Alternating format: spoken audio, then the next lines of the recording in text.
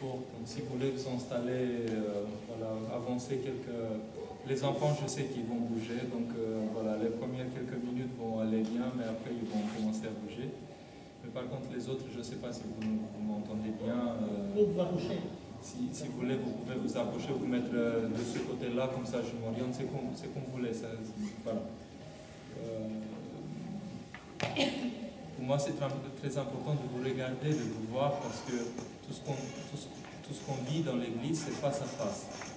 Il y a une rencontre et en fait, si vous voulez, le commencement de l'annoncement de l'Évangile c'est fait depuis le début comme ça. Viens et vois. Vous voyez, les paroles évangéliques, on célèbre. Nous sommes dans une communion, il y a quelque chose qui se passe en Dieu avec nous. Et cette parole l'expérience de l'Église qui donne naissance à la parole, donne naissance à une parole qui doit répondre aux besoins de chacun d'entre nous présents dans l'Église.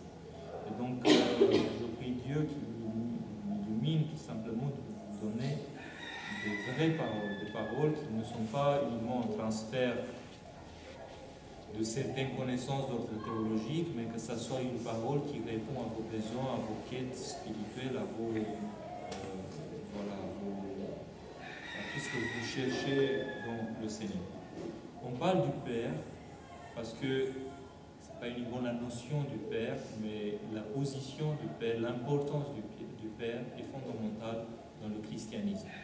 Pourquoi? Je vous donne une parole que j'ai reçue en Grèce, au Mont Athos. Pour ceux qui ne connaissent pas le Mont Athos, il faut savoir qu'il s'agit d'une sorte de république des moines. Les moines, c'est les gens qui se dédient à Dieu.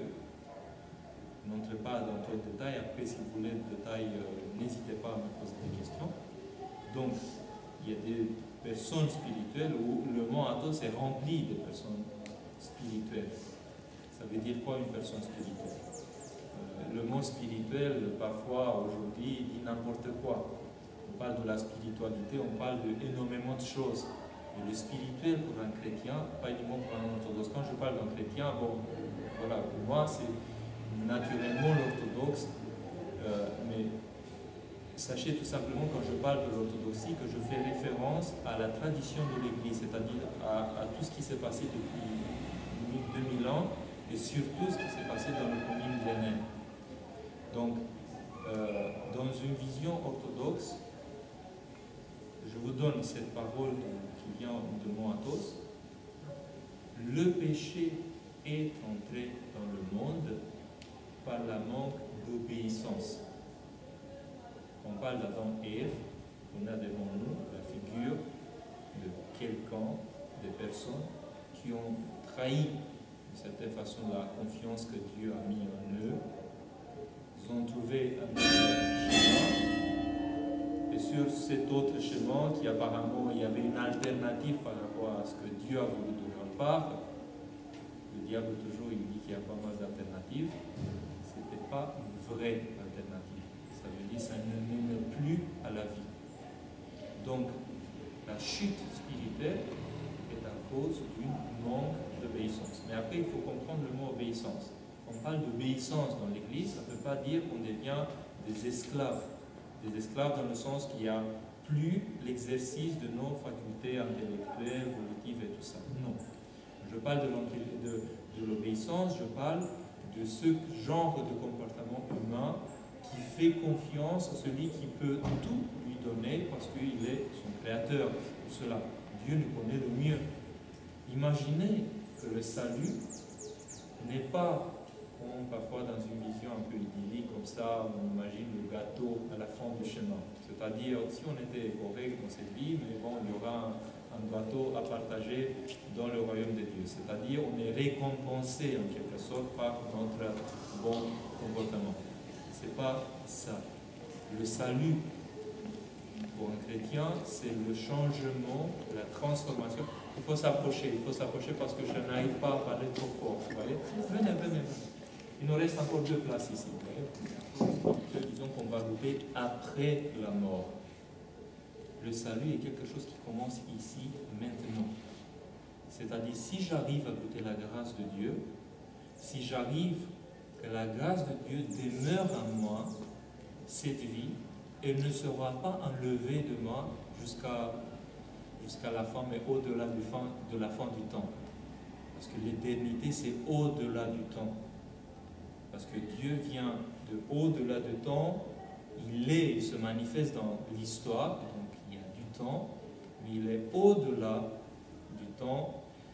Nous, dans notre imagination, parfois les physiciens, ils parlent comme ça. Nous avons une axe, une ligne, et le temps vient, voilà, disons qu'il y a un commencement, zéro, et après on commence à avancer vers le plus infini.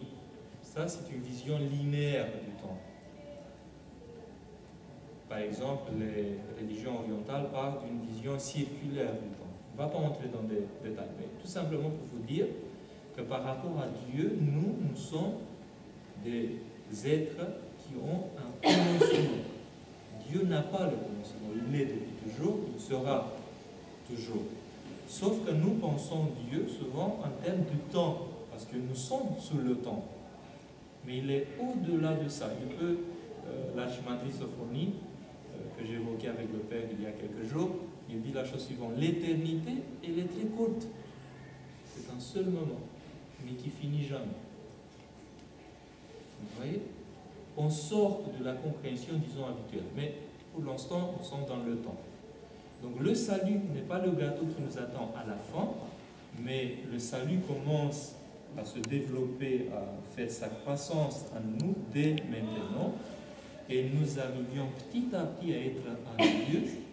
Et cet état sera l'état qui va continuer dans l'éternité. Quand je parle de l'éternité, je quitte aussi cette vision linéaire du temps, c'est au-delà du temps même. Donc, quand on cherche le salut, donc Adam et Ève, ils étaient bien. Sauf qu'ils n'avaient pas la maturité spirituelle de se tenir du salut, si je peux dire, de le garder comme il faut. Et quand on voit nos faiblesses, nous non plus, de certaine façon. Sauf que le Seigneur est venu dans l'histoire justement pour nous donner les moyens nécessaires pour qu'on puisse arriver. Ce n'est pas une question de compétence à nous. Parce qu'il n'y a pas de compétence humaine qui peut apporter le salut. Il n'y a pas de compétence humaine qui peut nous déifier, diviniser. C'est-à-dire qu'on arrive à vivre ce que Dieu vit lui-même. Il nous faut cette présence de Dieu. Et la présence de Dieu dans le monde s'appelle grâce. La grâce divine. Il agit. Quand vous aimez, je fais une petite parenthèse, vous aimez quelqu'un qui se trouve, par exemple, à la maison. Bon, l'amour dépasse les distances géographiques. C'est-à-dire, quand vous aimez, vous n'êtes pas empêché à aimer, même si vous avez une certaine distance. Si j'aime ma maman se trouve maintenant à plus de 10 000 km d'ici. Ça ne veut pas dire que je serai empêché dans mon amour par cette distance qui est très grande. Dieu, quand il aime, il fait sentir sa présence. Faire sentir cette présence s'appelle la grâce de Dieu. Donc les pères de l'Église parlent d'une énergie. Mais le mot énergia à l'époque ne signifiait pas le mot énergie d'après la modernité. Et quand on parle des énergies, le courant électrique aussi, bon, on peut parler des énergies matérielles. Voilà. Mais le Seigneur, quand on parle des énergies, on parle des énergies divines, ancrées. Parce que Dieu n'est pas créé, il est l'ancré. Bon, je n'entre pas dans les détails, je fais toutes les parenthèses, je ne sais pas combien je vous ai. Voilà, je fais tout, je reviens. Donc, par manque d'obéissance, l'homme a connu le péché.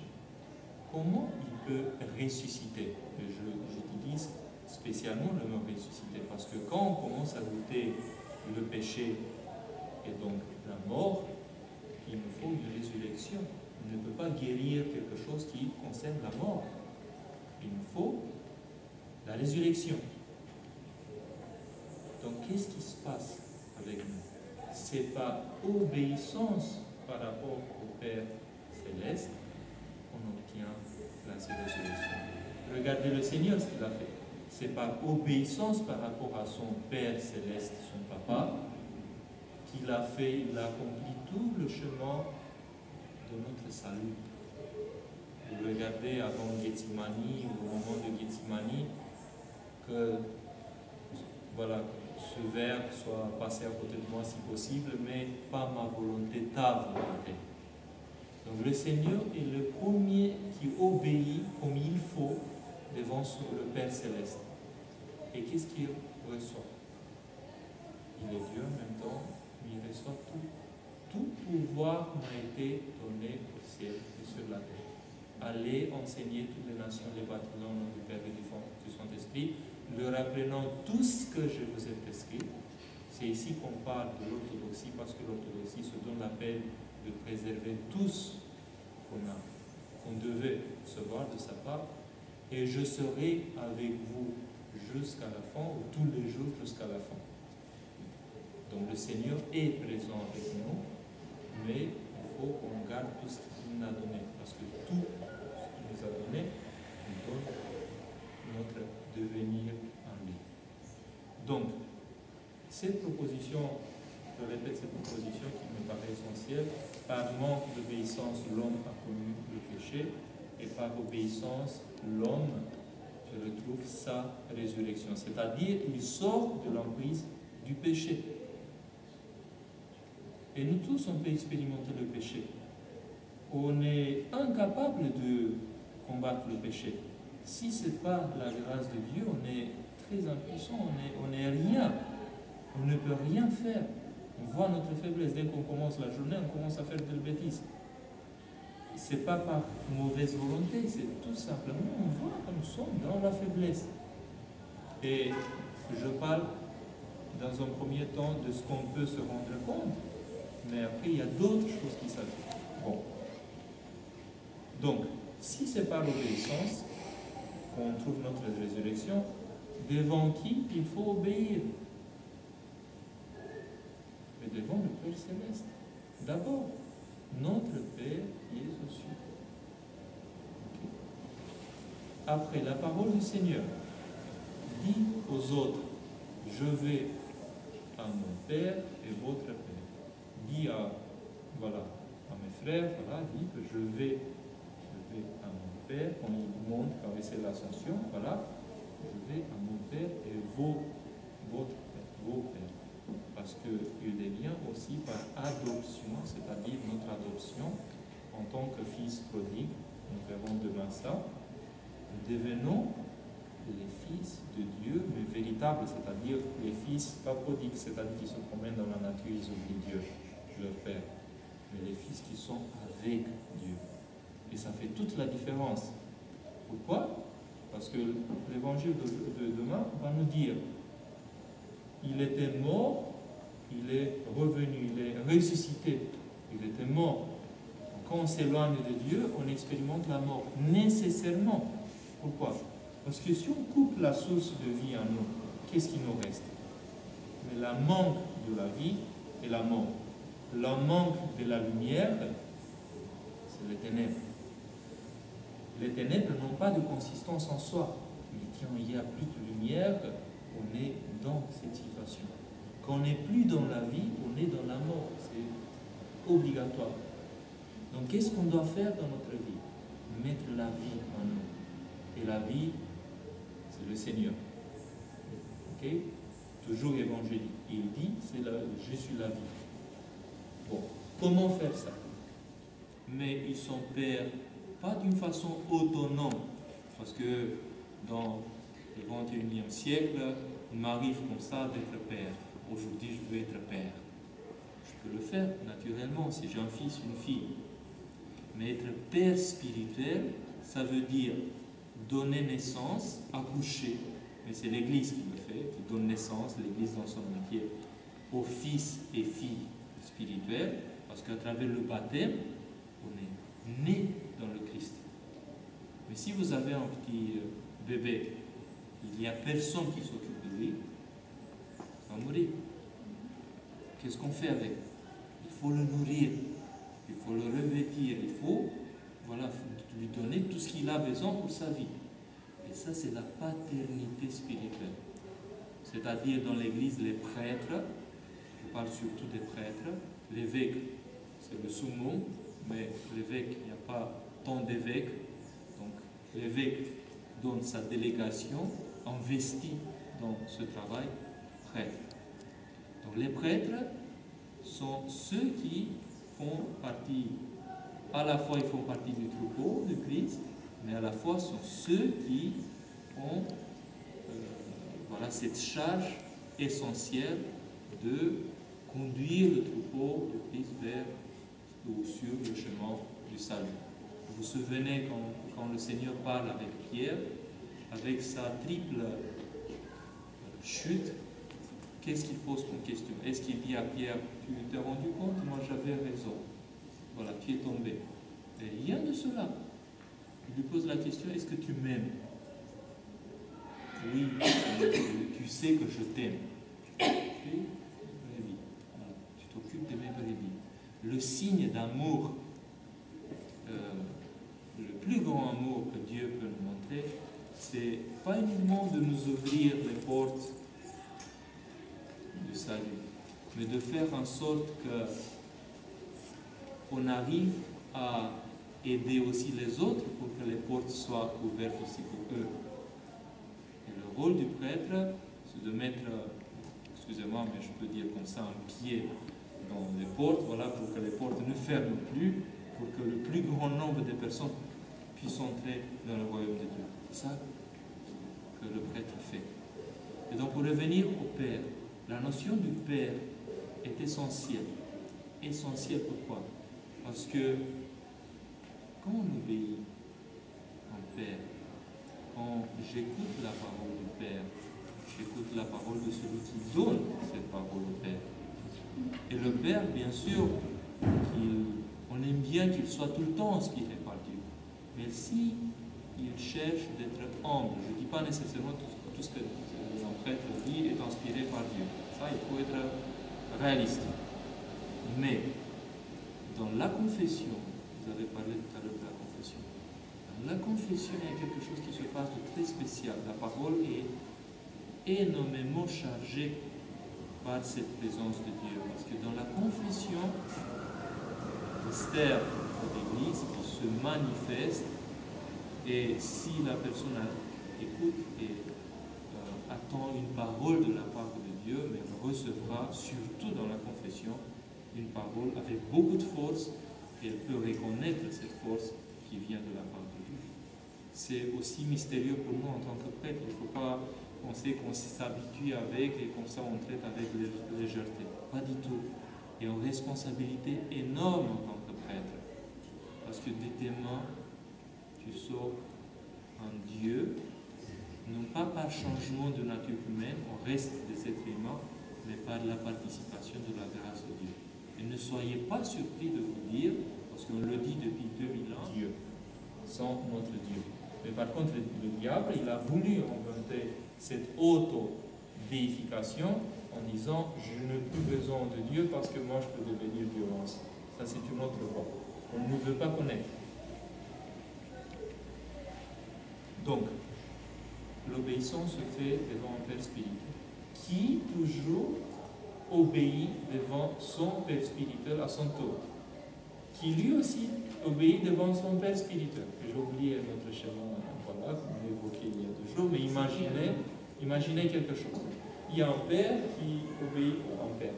Oui, même un Père.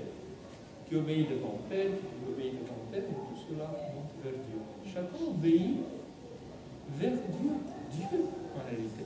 Et il y a une sorte de pyramide comme ça, parce que chacun a un Père spirituel. Normalement, il doit avoir un Père spirituel. Ne cherchez pas, par contre, dans un Père spirituel, quelqu'un qui va vivre à ma place. C'est-à-dire, à partir de maintenant, Père, vous pouvez décider pour moi, je me débrouille comme ça, c'est très bien. Le Père ne peut pas prendre une telle responsabilité parce qu'il ne peut pas vivre à la place de quelqu'un. Lui, il donne des repères spirituels. Et les repères spirituels sont un peu comme des bornes de la route. C'est-à-dire pour ne pas faire trop à droite ou à gauche parce qu'après, vous trouvez sur le champ. À la limite, vous pouvez chercher aussi un chemin sur le champ, mais ce n'est pas la vitesse qui convient vers le royaume de Dieu. On perd un temps. Si vous tombez dans les mangroves ou autre chose ici, voilà, vous perdez. Donc le chemin mène vers Dieu. Notre target, notre cible est Dieu lui-même. Maintenant, quelques idées qui me paraissent importantes. Donc on parle du Père dans l'Église. Donc quand vous parlez de l'Église, vous avez des pères. Ne soyez pas surpris si je fais des comparaisons avec les catholiques et les protestants. Voilà, toute gentillesse, je peux évoquer certaines distinctions. L'image du Père qui est dans le confessionnel et qui se couvre le visage, qui est un peu anonyme par rapport à celui qui se confesse, ne convient pas aux orthodoxes. Je vous explique. Parce que quand vous êtes dans une famille comme ça, vous savez très bien, précisément, qui est votre papa, qui est votre maman. Il y a une relation de confiance qui se développe. Lui, il est mon père. Parfois, dans les confessions, il y a des gens qui arrivent et qui me disent, je pose la question, qui est votre confesseur, qui est votre père? Vous savez, je me suis confessé chez tel ou tel père, mais je ne me souviens plus son nom. Je dis, mais c'est pas possible, vous avez un seul père, votre père, il s'appelle comment? Je ne sais pas. Moi je pense aussi, il y a une sorte d'exigence spirituelle, je n'arrive pas à le faire nécessairement, mais il faut que je connaisse tous les gens qui se confessent chez moi. C'est normal, si tu as des filles et des fils spirituels, voilà, il faut que ça soit comme ça. Nous sommes dans une famille. Donc, pourquoi je vous parle de tout cela? Parce que, en fait, quand on a un père spirituel, on connaît bien qui est le père. Il ne peut pas se cacher. Je ne peux pas me confesser, par exemple, je me confesse aujourd'hui chez le père, demain je me confesse chez un autre père parce qu'il vient ici, après je ne sais pas qui, et comme ça j'enchaîne des pères et des pères et des pères. Pourquoi? Parce que chacun prend un certain morceau de moi, mais pas moi dans mon entier. Il va donner des conseils spirituels, bien sûr, parce qu'il a peut-être toute la volonté de le faire. Mais il n'est pas nécessairement en connaissance de cause, parce que pour connaître quelqu'un, il te faut du temps. Il te faut de l'expérience spirituelle aussi avec cette personne. Donc on construit petit à petit une relation spirituelle. Et ça se fait au fur et à mesure. Mais quand tu arrives à avoir une vraie relation spirituelle avec quelqu'un, vous savez, le Père est quelqu'un de ta famille.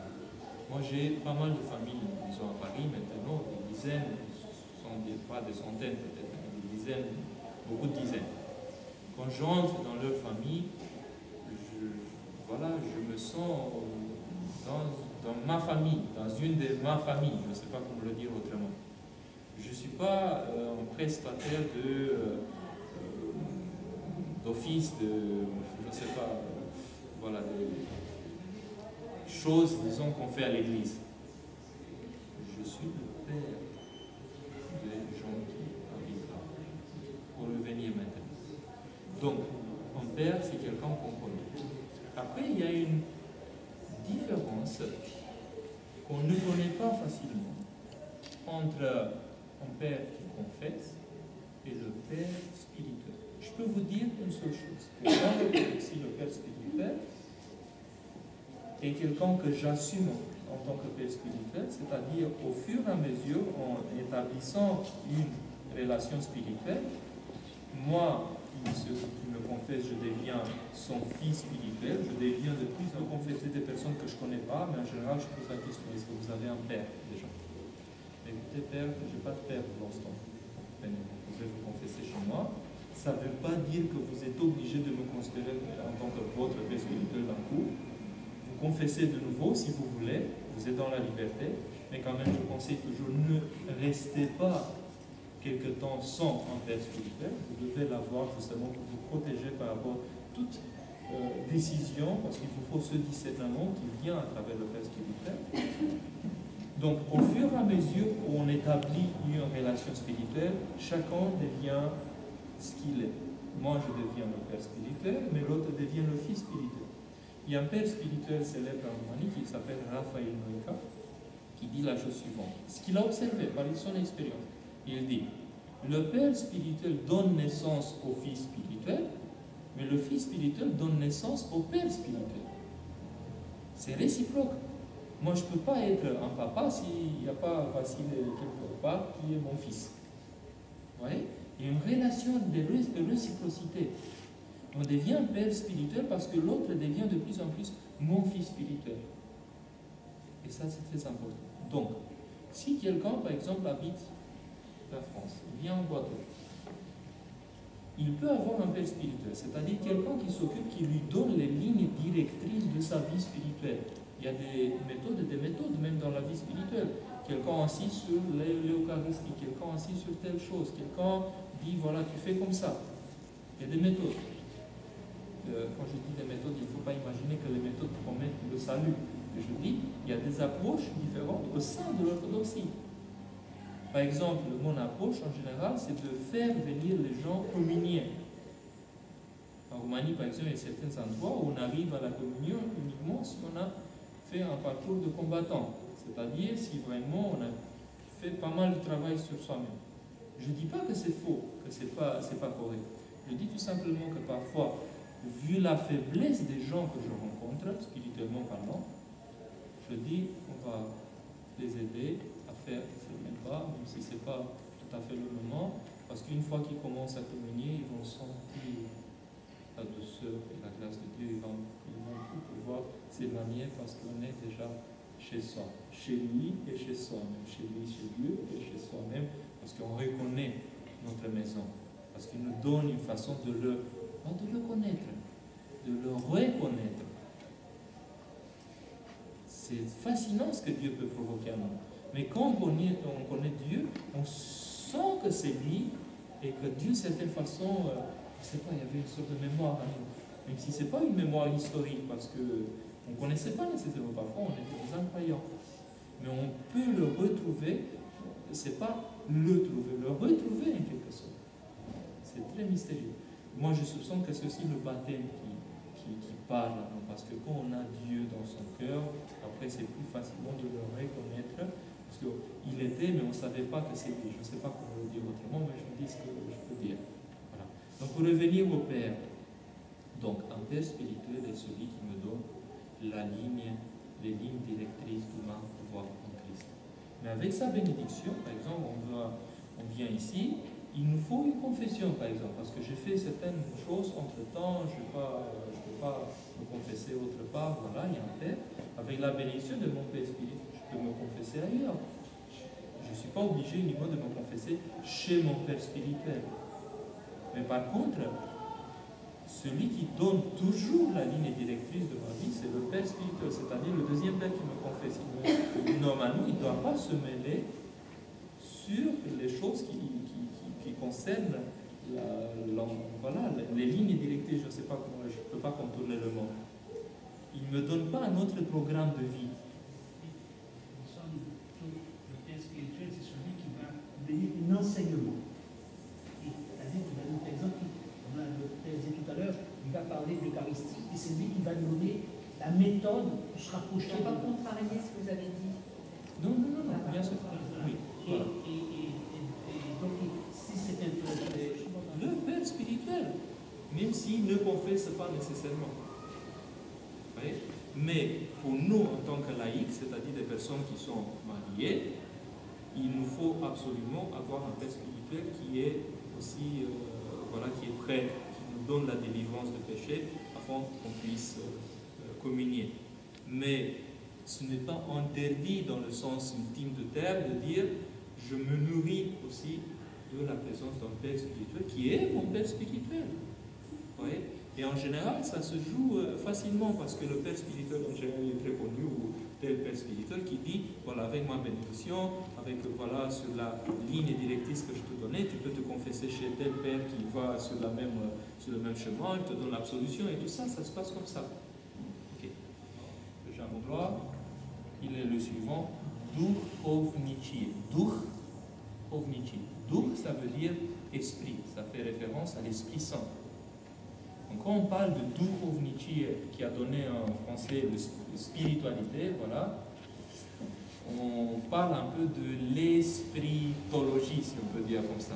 C'est-à-dire ce qui découle de l'esprit, de la vie dans l'esprit. On devient père spirituel, on dit que quelqu'un devient spirituel quand il reçoit la bénédiction de l'évêque de pouvoir confesser. C'est l'étape où, c'est-à-dire quand on reçoit l'ordination en tant que prêtre, on n'est pas nécessairement censé à confesser. On reçoit le charisme, le don de pouvoir confesser après une prière spéciale que l'évêque fait pour nous. Okay? Mais ça ne veut pas dire d'une manière automatique qu'on devient un père spirituel. Voilà, à partir de maintenant, il y a une grande étiquette sur ma poitrine, je suis un père spirituel. Ça ne se dit pas nécessairement, ça se vit. C'est-à-dire, petit à petit, tu vois que les gens s'adressent à toi justement pour devenir un Dieu, pour s'approcher du Christ à travers ce que tu portes, et petit à petit, tu vois qu'ils s'adressent à toi en tant que Père, et eux, ils deviennent des fils. Voilà. Mais rien que même dans l'amour, on ne demande pas, ou pas tout de suite, l'amitié de l'autre. On ne dit pas tout, si je peux dire. Ça se vit, et après, petit à petit, on constate qu'on est dans cette situation. Il faut voir aussi dans le Père, je comprends maintenant, vers la fin voilà, de ma parole, il faut voir dans le Père un guide aussi. C'est celui qui a parcouru le chemin avant moi. Parce qu'un Père, quand on s'adresse à un Père pour apprendre la prière du cœur, par exemple, il faut qu'il soit dans une expérience, j'ose dire, meilleure que la mienne. Sinon, qu'est-ce qu'il va pouvoir me dire? Et si le prêtre n'est pas capable, ce qui est mon cas, adressez-vous à un autre prêtre qui a expérimenté cette prière, qui sait mieux que moi. Ouais. Donc, je parlais de la prière, mais il y a tant de choses qui concernent la vie spirituelle. On peut tout recevoir en tant que conseil, mais il faut qu'on soit dans l'expérience, parce que uniquement ce qui sort de l'expérience de Dieu est voilà, à transmettre dans l'Église. Et même les livres de théologie doivent s'inspirer de l'expérience. À côté de l'expérience, c'est quand vous avez un médecin qui a ses diplômes et qui va dire que maintenant j'ai des diplômes, venez, je vais vous traiter, mais en fait il n'a pas vraiment de l'expérience, donc vous ne pouvez pas lui faire confiance, parce qu'il peut se tromper, et les résultats peuvent être très difficiles pour votre vie. J'insiste sur le fait que vivre la spiritualité est quelque chose qui va au-delà de notre intelligence. C'est-à-dire quand j'obéis devant mon Père, par exemple, je dis, mon Père, moi j'aimerais bien faire une maison. Et le Père lui dit, en sachant un petit peu sa vie, ses difficultés, parfois ses impulsions, voilà, il peut dire, écoute, tu peux le faire, mais pas tout de suite, parce qu'il y a quelque chose qui manque encore, je ne sais pas, il y a quelque chose. Je vous donne un exemple très concret, mais ça peut être vraiment autre chose, peut-être une autre initiative. En général, le Père spirituel ne donne pas des conseils immobiliers, vous savez, mais ça peut arriver. Si par exemple quelqu'un qui se trouve tout le temps dans l'anxiété, par exemple, il demande quelque chose qui dépasse ses puissances, ses possibilités, tout ça, toi en tant que Père, tu dois le limiter un petit peu, de dire, mais fais attention quand même. Parce que ça, c'est une chose. Parfois, tu ne peux pas dire directement, tu sais, parce que tu as telle blessure, tu ne peux pas faire autre chose. Mais fais attention quand même. Tu ne te précipites pas. Tu vois un peu les choses, voilà, et tu vois ce que ça peut donner. Et petit à petit, tu vas me dire, on verra la prochaine fois, et tout ça. Ou une personne qui n'arrive jamais à faire quelque chose, donc il est le chef de sa famille, mais il n'arrive pas à faire...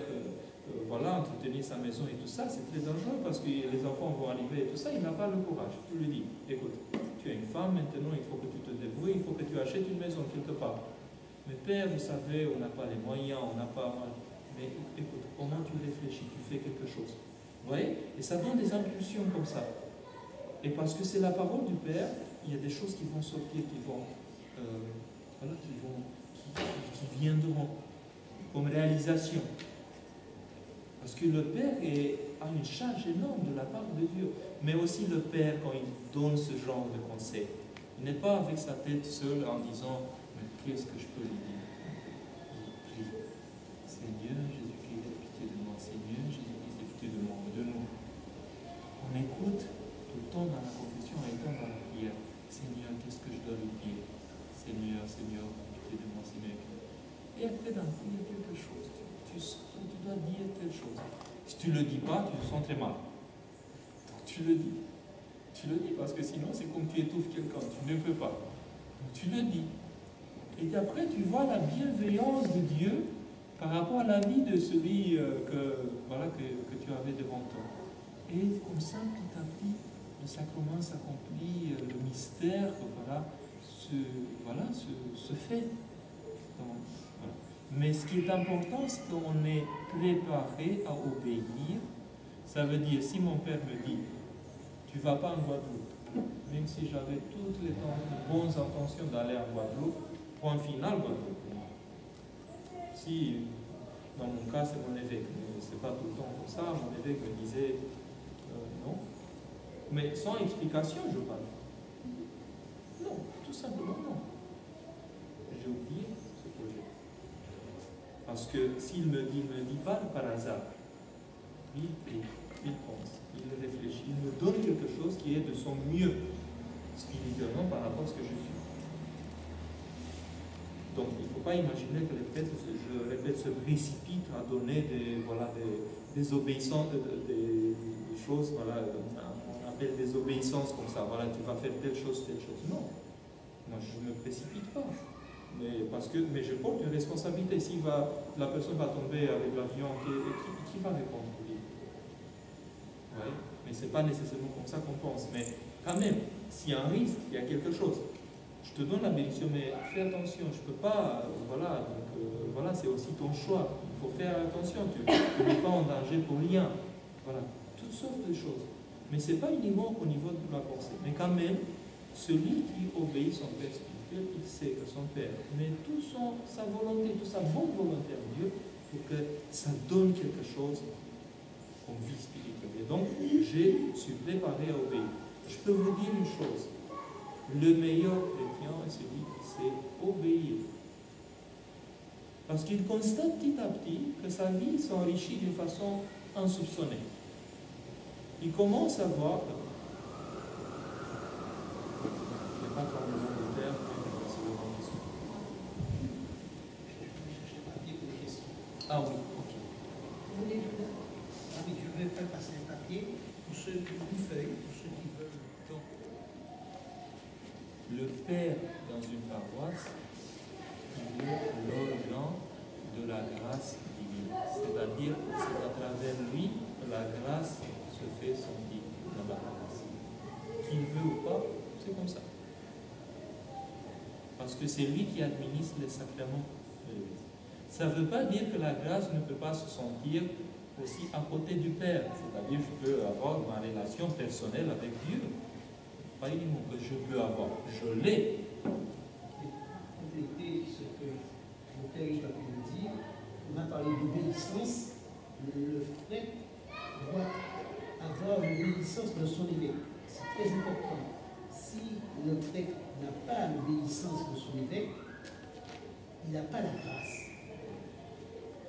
C'est-à-dire que si l'évêque me dit quelque part, je vous demande la bénédiction pour faire les sacrements, parce que c'est compliqué, j'ai besoin d'avoir une réponse, l'évêque me dit non, c'est non. Je ne peux pas dire, je vais faire un...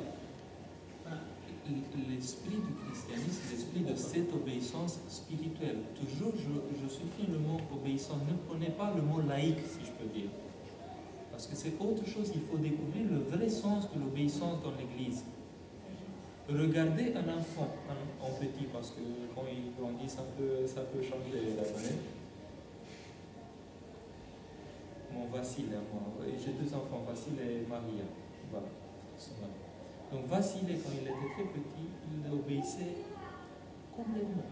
C'est-à-dire, la moindre chose que je lui disais, il faisait avec un sourire comme ça. Il était très content de pouvoir faire ce que je lui ai demandé. Pourquoi je parle de cela? Parce qu'en fait, nous sommes dans un monde où on a oublié, on n'a pas pu garder pour nous cette confiance. Mais Dieu, nous, on peut lui faire confiance, à condition qu'on le connaisse tout à fait. Il n'est pas méchant comme les êtres humains qui font tant de mal. Vous voyez? Non, ça me... Sur le modèle des apôtres, voilà le Seigneur qui a dit, quand il a dit, nourrissez, voilà, parce qu'ils n'avaient plus de nourriture, mais donnez-leur à manger. Ils ont dit, mais on n'a pas, nous n'avons pas. Mais qu'est-ce qu'il vous reste? Bon, il y avait 2 poissons, 3 poissons, quelques pains. Mais ici, on parle de la nourriture spirituelle. La nourriture spirituelle, c'est autre chose. Même si on dit, dans notre Père, donne-nous le pain de ce jour, le pain essentiel, voilà, il y a d'autres variantes.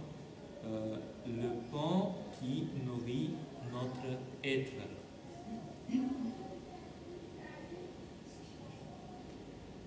Bref, conclusion, le Père est celui qui m'apprend la vie en Dieu. Je ne peux pas me dispenser de la présence d'un prêtre. Tout court. Mais le Père n'est pas Père sans avoir un Père. Parce que sinon, il devient autonome. Nous sommes dans l'Église, on peut utiliser un mot que peut-être n'existe pas ou n'existe, voilà, théonome, c'est-à-dire on dépend de Dieu. Donc si un prêtre commence à être centré sur lui-même, se perd. Le Père, il a parlé tout à l'heure de l'évêque, mais pour les orthodoxes, c'est tout à fait naturel de dire que voilà, j'obéis devant mon Père. Il est mon Père, c'est lui qui me donne la vie. C'est lui, bon, c'est pas celui qui m'a fait le baptême peut-être, mais c'est lui qui me donne la grâce, qui me donne la vie en moi. Et après, il faut expérimenter tout cela. Et vous allez voir que ça marche.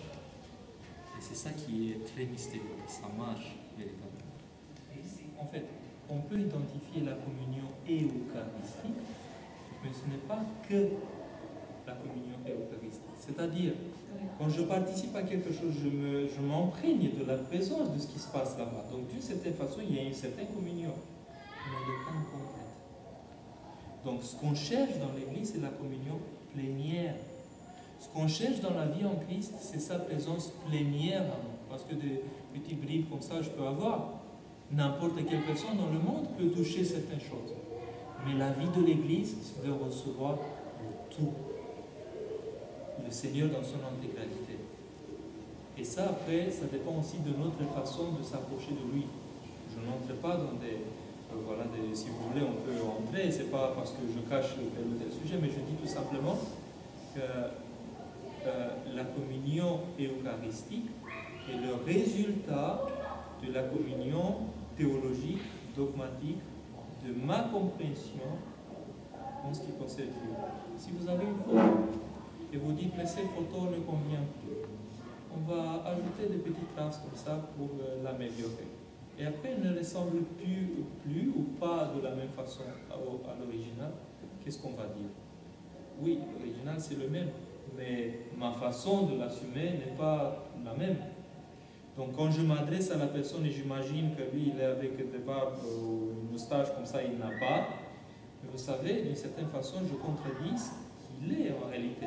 C'est pour cela que toujours je fais référence à un ouvrage orthodoxe qui est paru dans les derniers 10 ans, la Chimandi Sophonie, un grand spirituel orthodoxe de nos jours. Je vous conseille de lire tout cela.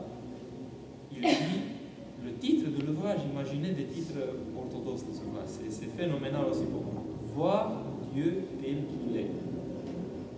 Pour moi, c'est l'essence, parce que qu'est-ce qu'on cherche? Rencontrer Dieu tel qu'il est.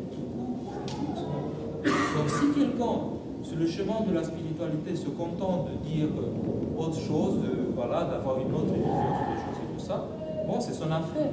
Mais moi, en tant que prêtre de l'Église, je dois m'assurer que la personne a tout ce qu'elle a besoin pour aboutir, pour accomplir ce que Dieu demande de notre part, qui égale le salut. Bon, il y a 3 questions, c'est la même personne qui a posé les questions, je pense, voilà, parce que c'est la même écriture. La notion de liberté reste-t-elle encore possible dans la relation avec son père spirituel? Est-ce que vous avez la réponse? Oui. Vous avez la réponse. J'ajoute par rapport à la réponse, on a demandé en Roumanie, c'était très simple, on a demandé à un père spirituel, est-ce que dans la faculté de théologie, on peut rencontrer Dieu? Réponse. Quand on peut rencontrer Dieu? Tout. Aussi dans la faculté de théologie, on peut rencontrer Dieu. Vous savez pourquoi cette personne a posé le problème de cette façon? Parce que parfois dans la faculté de théologie, vous pouvez entrer dans des choses qui éloignaient de Dieu. Vous voyez? Et donc pour dire, si tu vraiment tu cherches Dieu, tu le trouves. Même dans les ténèbres, si tu le cherches, tu le trouves.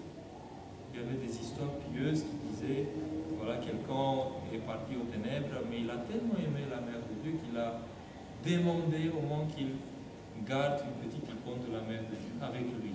Il était prêt avec la petite icône. Dans son cœur, on ne sait pas comment. Ils ne l'ont pas supporté. Ils l'ont fait sortir. Parce que si tu gardes Dieu dans ton cœur, voilà ta place.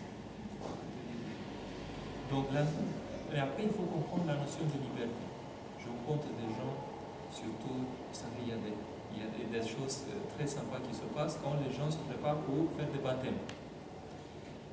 Le parent du petit, il commence à dire les prières, voilà, je renonce à Satan, tous ses œuvres et tout ça. Et d'un coup, je sens une odeur, voilà, il fume sérieusement à la maison, peut-être devant l'église, pas plus, mais quand même, il est coincé quelque part.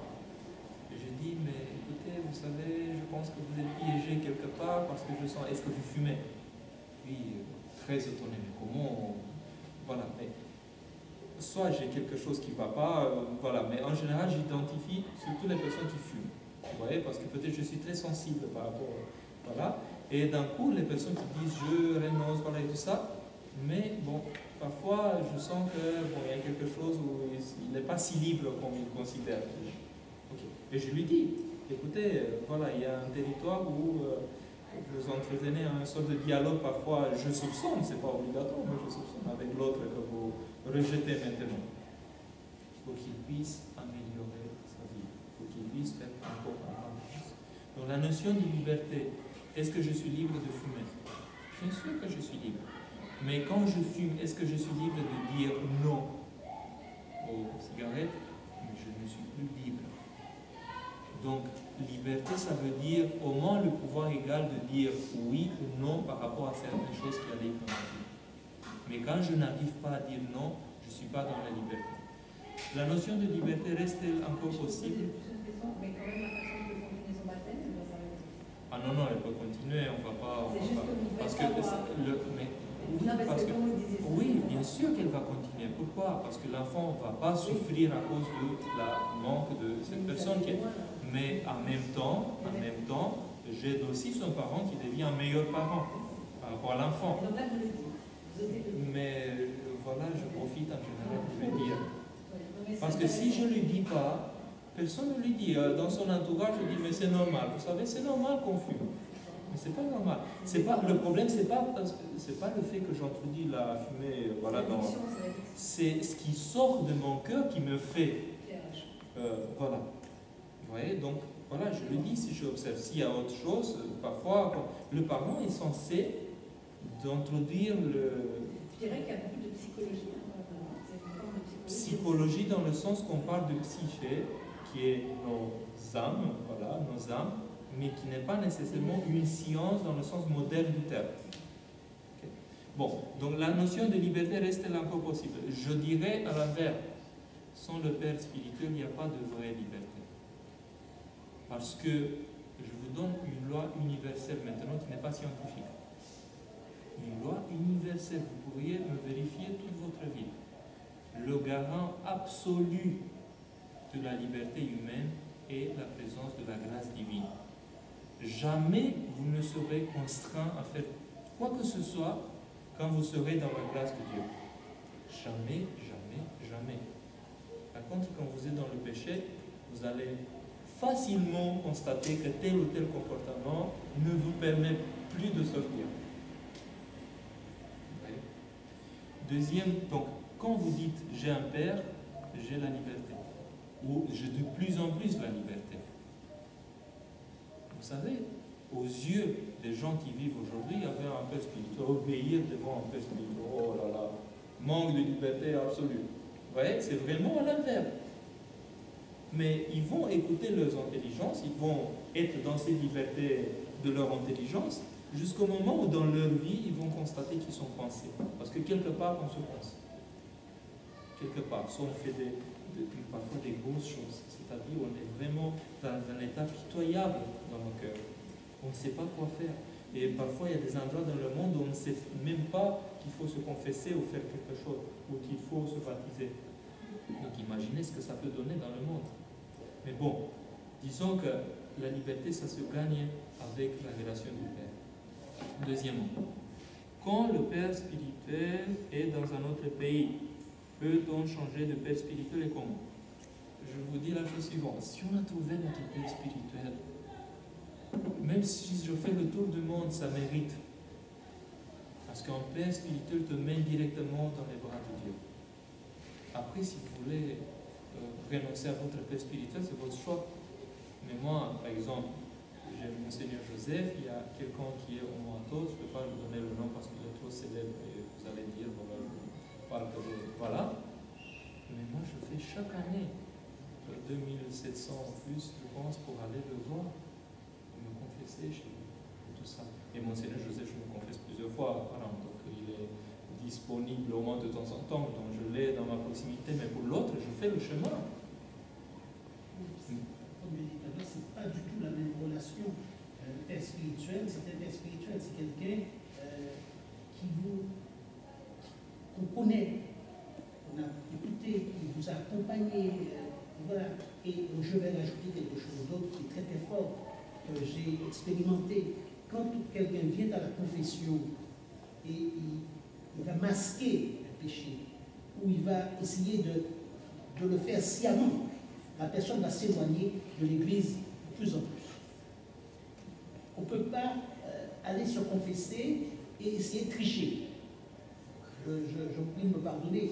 Et souvent... Vous voyez, il n'a pas écouté notre discussion. Voilà. Il n'a pas écouté notre discussion tout à l'heure. Avec, voilà, on doit être... Mais l'esprit, qu'est-ce qu'on dit? Roi céleste, consolateur, esprit de vérité. Pardon? Pourquoi vous dites ça? Pourquoi je dis ça? Parce qu'aujourd'hui... Après, il y a plein de gens qui mentent, qui disent pas tout quand ils se confessent. Non, c'est pas ça. C'est si vous voulez, vous allez confesser. Vous avez, comme disait le prêtre, un péché. Celui qui fume ne va jamais dire qu'il fume. Il va dire beaucoup de Oui, choses. on ne reconnaît pas comme péché. Voilà.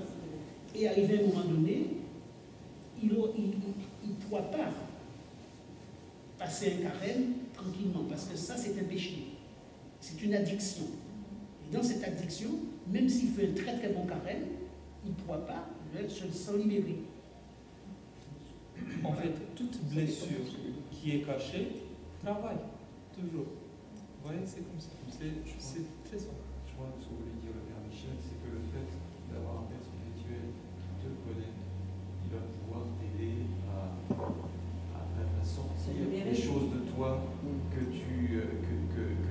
soit consciemment ou inconsciemment Tout tu à as fait. caché. Tout à fait. Et c'est pour ça que quand tu as trouvé un Père spirituel, la distance finalement ne compte pas, parce que surtout aujourd'hui, Oui, bien sûr. enfin, le prêtre de notre paroisse, il était à Paris, avant son père spirituel était en Angleterre, après il était à Bucarest, et il n'a jamais eu des rencontres relativement fréquentes, il n'a jamais eu besoin d'avoir quelqu'un comme au confessionnal avec la porte. Hein. Je peux vous dire que nous avons une paroissienne qui cherchait un père spirituel. Elle habite à Sénat. l'année dernière, elle venait régulièrement là, le fils ici.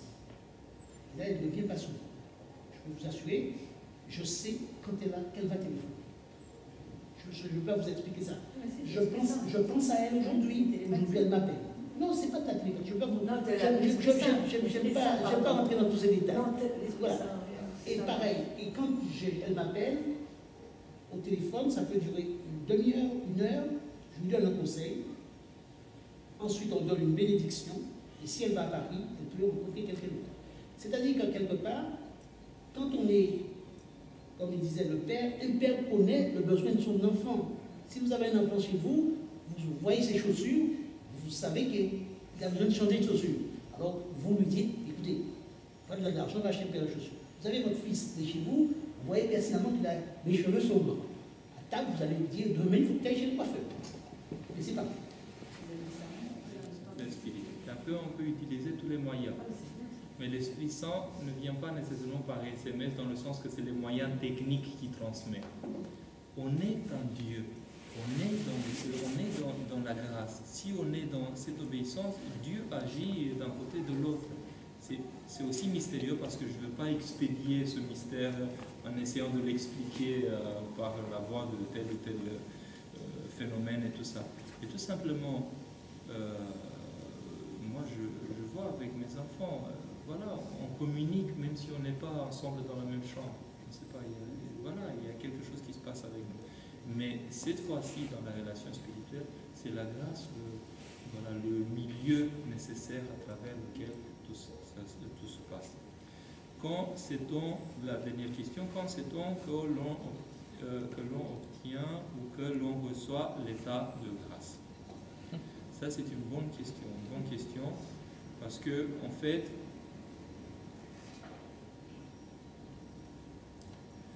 moi, je n'ai pas d'explication.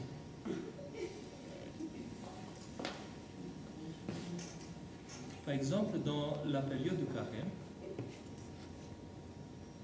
il y a un chant qui dit la chose suivante, que la femme pécheresse, quand elle a senti ta divinité, elle a changé sa vie, voilà, elle a mis son réponse. Quand elle a senti ta divinité, ça veut dire comment on peut sentir la divinité? Transformation, qui est divine, c'est-à-dire que ce n'est pas la personne qui décide, c'est l'éditeur, facilité de la grâce. Ce qu'on peut sentir, je peux vous dire qu'à l'heure actuelle, on parle énormément de la grâce de Dieu, l'Esprit Saint, et je ne suis pas si convaincu que toutes les personnes qui parlent de l'Esprit Saint, de la grâce, sont dans la grâce ou dans l'Esprit Saint. Ça, je vous le dis en toute franchise. Donc, il nous faut des moyens qui nous donnent une certaine garantie de notre vie spirituelle, mais qui ne vient pas de nous-mêmes. Parce qu'on se peut se tromper. Moi, je préférerais plutôt de dire je suis très pauvre dans la grâce de Dieu. Mais par contre, ce qui peut nous arriver, vous savez, vous avez déjà des paroles de l'Épître, que le fruit de la présence de l'Esprit Saint, bon, le dernier c'est l'amour, avant c'est la patience, voilà et tout ça. Donc, on expérimente ce genre de choses. On n'est pas très loin de l'Esprit Saint, quand même. Mais après, quand quelqu'un se confesse, dans l'église, qu'est-ce qu'on fait? Mais quand quelqu'un se confesse de tout son cœur, quand il sent qu'il veut se repentir, quand il sent cette douceur qui s'installe dans son cœur, où on n'a pas envie de juger quoi que ce soit chez les autres, parce qu'on se sent pécheur et en même temps on se sent dans les mains de Dieu. C'est pas très grand de la façon. On vit une divine liturgie. Bon, l'équivalent messe eucharistique, voilà. Donc, quand on vit une divine liturgie, on se sent transformé. Il y a quelque chose qui agit en moi, ou quelqu'un qui agit en moi, si je peux dire comme ça, où je n'arrive pas moi-même à être dans ce genre de comportement, juste que ce n'est pas moi. Donc, à certains moments, on peut tirer nos propres conclusions. Mais en général, quelqu'un qui profite spirituellement, je parle de la présence des sacrements de l'Église, il est impossible de ne pas sentir à un certain moment la grâce de Dieu. Il sait que ce n'est pas lui. Il n'a pas les moyens propres de se faire sentir. Il y a parfois une paix énorme, une confiance absolue dans l'avenir, même si on n'a rien changé dans les données, toujours il manque de l'argent dans mon compte, voilà, il y a des difficultés au travail et tout ça, mais on sait que ça va se faire bien, ça va aboutir, il y a quelque chose à moi. Et quelques heures avant la confession, je voyais les choses d'une manière extrêmement sombre. Et je me confesse, et il y a une joie qui resplendit, qui agit en moi que je ne peux pas expliquer. Ouais, c'est comme ça. C'est par l'expérience aussi. Mais toujours, faisons attention, discutons avec nos pères spirituels. Père, moi j'ai senti tel ou tel. Si on sent des énergies, des trucs comme ça, il faut les rejeter absolument. On est dans l'erreur. Des choses matérielles, voilà. Il faut les rejeter quand on est en danger. Parce que la spiritualité, c'est beaucoup plus fort, c'est autre chose. Mais quand on sent le repentir, et je sens que, voilà, demain à la liturgie, on dit les pécheurs, donc je suis le premier. Et moi je commence à dire, mais oui, le premier, mais pas si. Peut-être, voilà, peut-être je suis mieux que la prière dit et tout ça, je commence à penser à des trucs pareils. Je ne suis pas dans le repentir, je ne suis pas dans l'humilité, je commence à me voir mieux que les autres. Au moment que je me force à me dire, voilà, mais en fait, moi je me connais très bien, est-ce que je peux me comparer avec les autres? Comment tu peux oser à te penser aux autres que tu es meilleur? Voilà. Mais ça peut arriver, c'est un combat spirituel. Mais quand même, quand je m'approche du Seigneur, l'Église m'apprend qu'il faut se voir le premier des pécheurs. Donc, dans l'humilité. Et quand on est dans l'humilité, je pense qu'on n'est pas très loin de la grâce. Plus tôt ou plus tard, la grâce va se faire sentir. De façon très différente. Ce n'est pas nos sentiments, la grâce.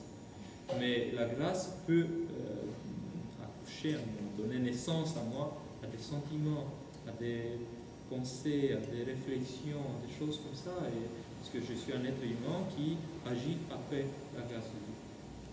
Mais je m'arrête là par rapport à ma réponse. Discutons avec nos pères et voyons ce qu'on vit. Ne cherchons pas des effets, des états, rien de cela. Rejetez tout. Cherchez tout simplement que le Seigneur pardonne vos péchés. Et vous allez voir, parce que ça c'est le chemin sûr. C'est le chemin sûr.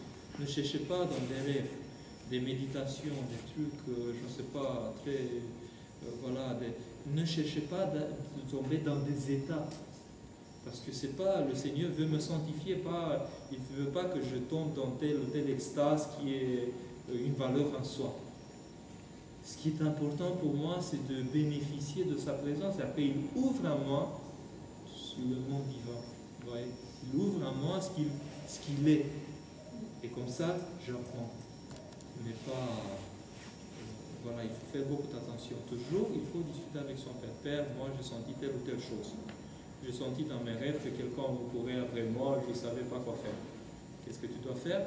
Tu fais le signe de la croix plusieurs fois quand tu te couches. Et si tu arrives dans tes rêves de faire le signe de la croix, c'est presque promis que l'ennemi va s'arrêter.